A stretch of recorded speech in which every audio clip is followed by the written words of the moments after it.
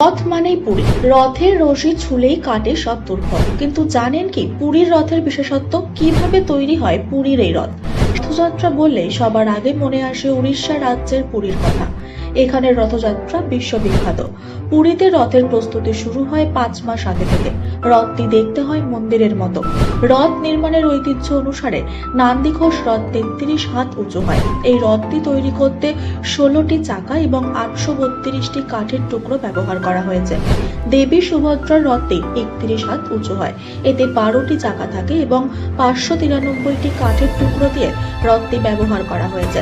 ভগবান বলরামের রথটি 32 হাত 10 আঙ্গুল সমান উঁচু হয়। এই রথটি তৈরিতে 14টি চাকা এবং 763টি কাঠ ব্যবহার করা হয়। 3টি রথে 1120 মিটার কাপড়ে ঢাকা হয়। ভগবান জগন্নাথের রথের ছাদে লাল ও হলুদ কাপড় ব্যবহার করা হয়। একইভাবে ভগবান বলরামের রথ